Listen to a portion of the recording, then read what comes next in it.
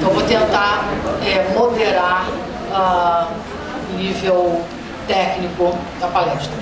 Então olha só, eu fui convidada para fazer uma palestra para vocês sobre destino e livre-arbítrio.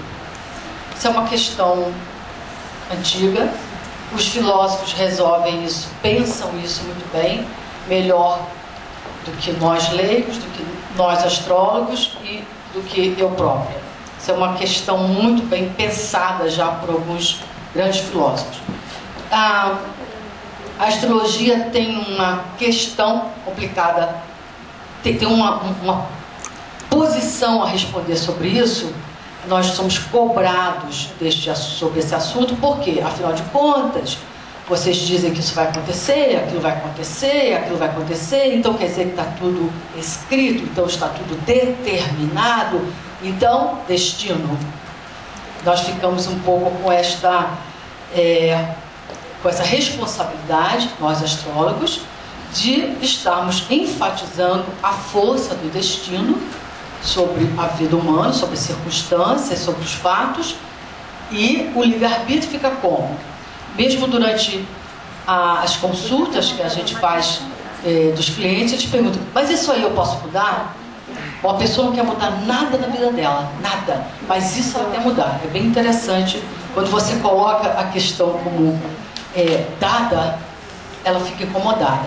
Agora tem um monte de porcaria na vida da pessoa, que ela não muda nada, e ela não se questiona sobre isso. Mas o que importa aqui é que a gente, diante desse peso entre essas duas forças, destino e livre-arbítrio, como é que fica a questão astrológica, né? Como é que fica a posição do astrólogo.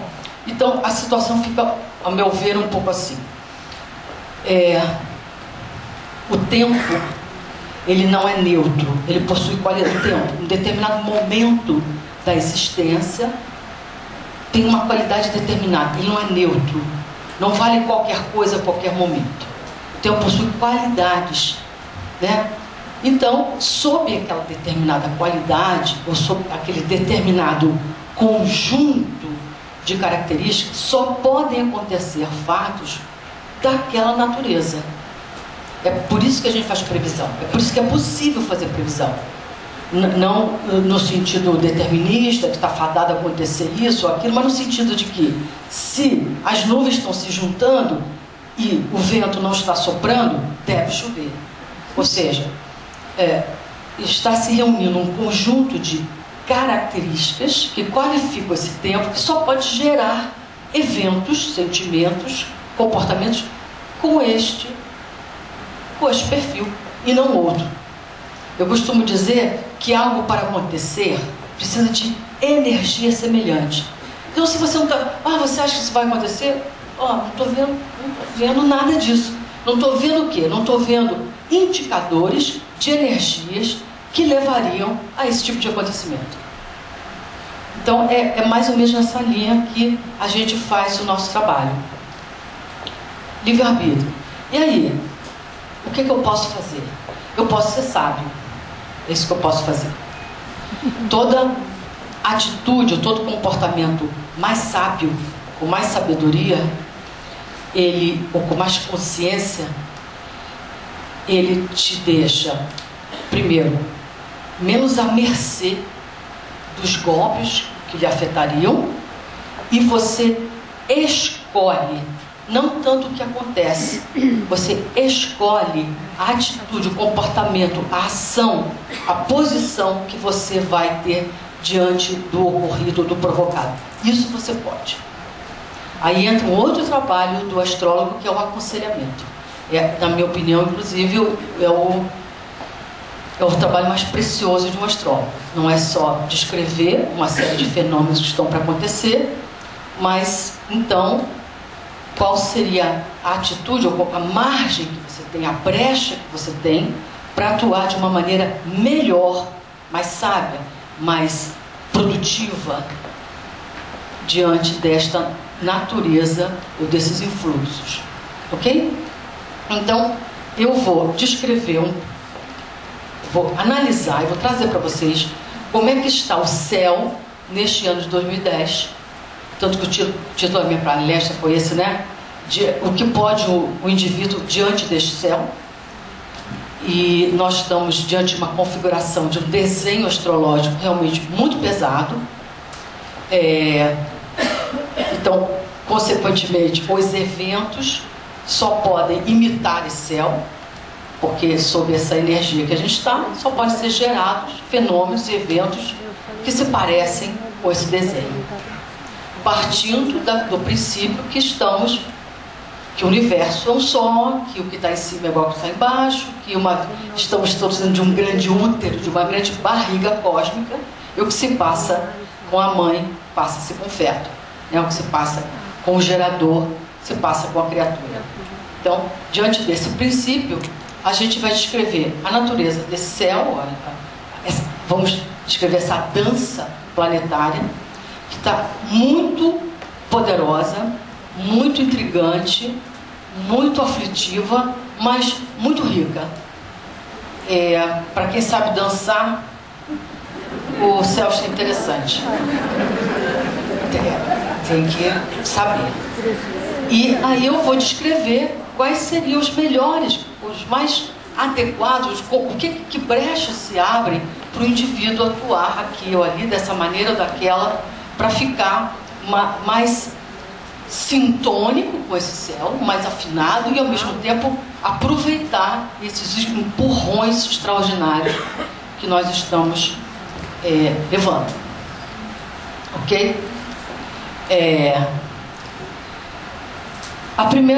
O primeiro, vamos dizer, dançarino que se apresenta nessa coreografia é o Plutão em Capricórnio, que foi o primeiro a entrar na dança em final de 2000. Ele na realidade entrou no início de 2008, recuou para Sagitário, voltou, reentrou em Capricórnio no final de 2008. Ele foi o primeiro a dar o tom severo da sinfonia, e disse assim: olha, o negócio vai pegar fogo. E a primeira coisa que se deu foi que todos nós presenciamos, foi uma imensa crise financeira mundial, que começou nos Estados Unidos, migrou para o mundo ocidental, espirrou na maior parte do globo, e foi a primeira dica de que tinha alguma coisa de podre no reino da Dinamarca, quer dizer, que alguma coisa não estava sendo bem calculada. Tivemos um erro aí de avaliação, de gestão, no caso financeira, a começar, começou por aí.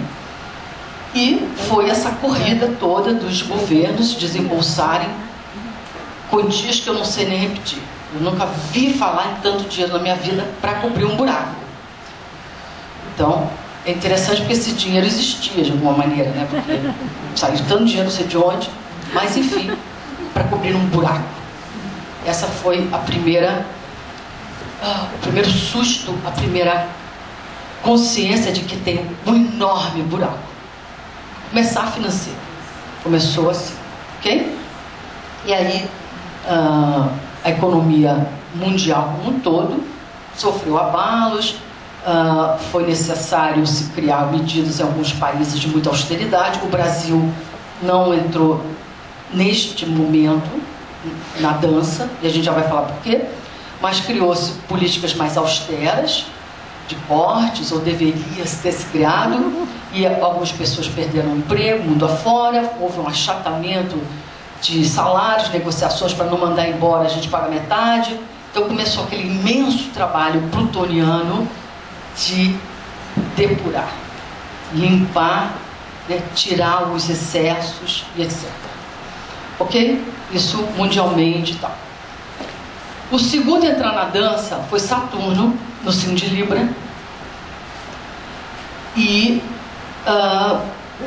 logo ele fez uma aliança, ou melhor dizendo, uma aliança negativa, né? um confronto com Plutão, ok? E essa combinação de Saturno-Plutão, essa desarmonia, essa quadratura de Plutão-Saturno, quer dizer simplesmente débito. Você interprete assim: tem débito.